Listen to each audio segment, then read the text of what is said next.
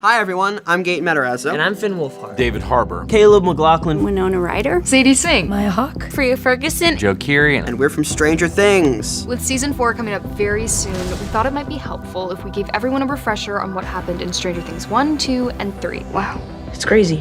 I know. So, let's rewind all the way back and start with a recap of season 1.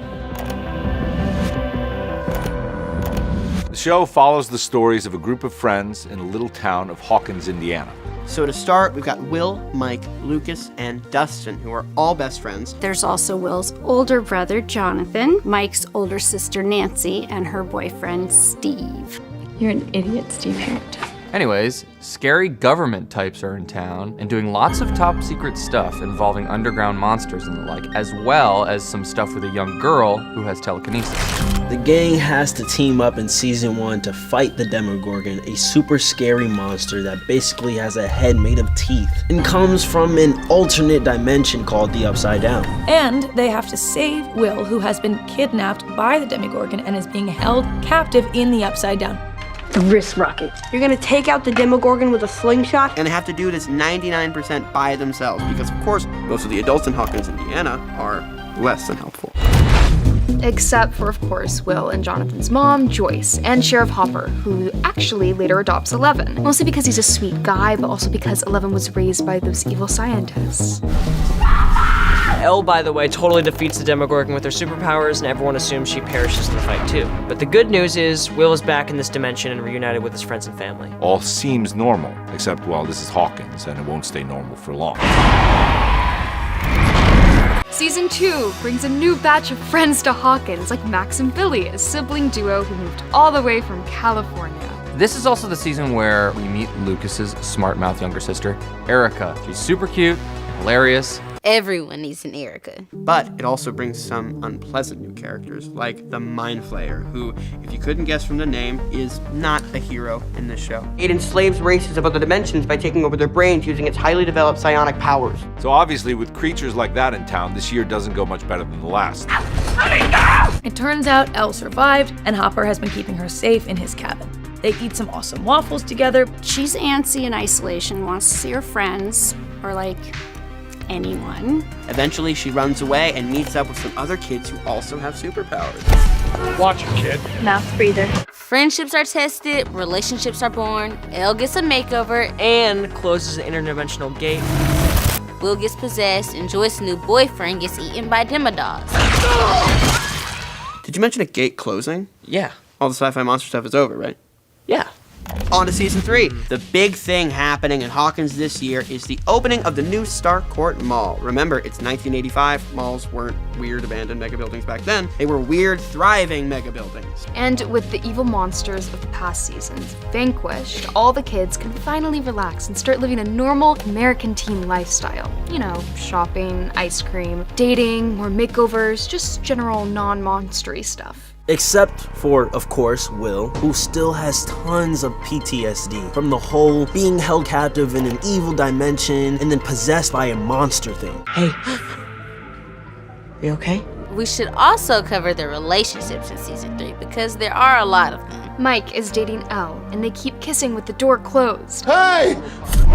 Lucas is dating Max sometimes. It's kind of your typical on-again, off-again romance. Jonathan is dating Nancy, and Dustin is dating his mystery camp girlfriend, Susie. Oh, and Steve wants to be dating his new coworker, Robin, but that probably won't work out for him. Steve. Also, a lot of crew have jobs now, like real jobs. Jonathan and Nancy are working at the local Hawkins newspaper. Billy is lifeguarding at the pool. And Steven and Robin are working at Starcourt Mall's Ice Cream Scoops Ahoy, where Erica is their #1 customer. So remember before how we said that all the sci-fi monster stuff was over? Well, folks, that was a lie. We lied to you. The Soviets have come to town and are attempting to open a portal to the Upside Down. Which, if you watched the previous 2 seasons, you know is a bad idea, like the worst. And with that, the Mind Flayer is back. Not only is he back, but he's enslaving Billy to do his bidding. And there's also a whole thing with rats. Just bad news all around. Jonathan, I have a lead. But Hawkins is a town full of outright badasses, and our crew of heroes sets off to uncover what the Russians are up to beneath the mall. And for good measure, Sheriff Hopper and Joyce set off to do the same, because Joyce has been freaking out about her fridge magnets. True story. A magnet? Magnets? And then they... Where we kidnapped you. please! Now, this leads, of course, to a series of misadventures, but we get to meet Alexei, the friendly Soviet scientist who just wants to have a Slurpee and be friends, especially with Murray. Hi, Alexei. We, however, do not love Grigory, the ruthless assassin sent to kill Alexei for his defection. Boo to Grigory. Tomatoes. We'll throw them. It's like an old Shakespeare jest. Tomatoes. So at this point, things are looking very grim for our Hawkins heroes. The Red Army forces are hunting them from high and low. The Mind Flayer is getting stronger and more relentless, and Billy is totally possessed. Up at Hopper's cabin, the Mind Flayer finally comes for Elle, seeking revenge because she closed the gates to the Upside Down. To make matters worse, over at the local fairgrounds, Grigory tracks down Alexei, who is with Hopper, Joyce, and Murray, shoots him dead. They got Alexei, Jim! Since it's the 80s, all this converges on the local mall. First, the kids break into the underground Russian base. Let's be honest, that's pretty brave. Then the adults break into the very same underground Russian base using a bit of cunning trickery, which includes a very memorable rendition of the theme of the Never-Ending Story. Reach the stars. Fly a fantasy. Meanwhile, the kids take cover in the mall to hide from the Mind Flayer and its disciple Billy. And even more bad news, the fight at the cabin left Elle without her powers, so things are shaping up to be a little one-sided for this fight. So the Mind Flayer, which is a super terrifying monster from another dimension, definitely has the upper hand. The gang is able to keep it distracted thanks to a genius idea from Lucas, throwing fireworks at it while Elle helps Billy to break the control the monster has over him.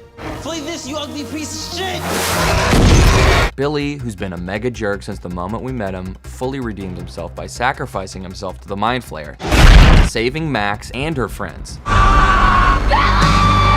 What a complex character. Deep below the food court, Hopper and Joyce place a bomb on the Russians' upside-down opening machine. But Grigory shows up, and while Hopper is able to defeat him, he is left trapped with the bomb. When it detonates, it appears Hopper gets blown up too.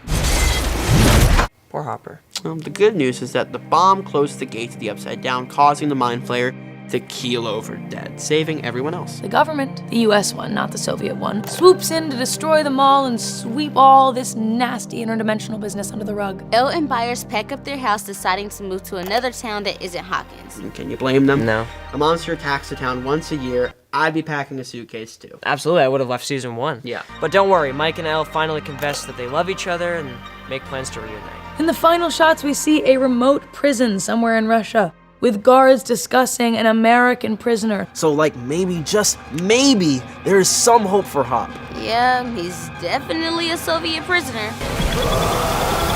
Don't worry, he survived and he'll be back in season 4. Hopefully this little recap has gotten you all excited to watch the new episodes. Volume 1 of Stranger Things 4 premieres May 27th, and Volume 2 comes out July 1st.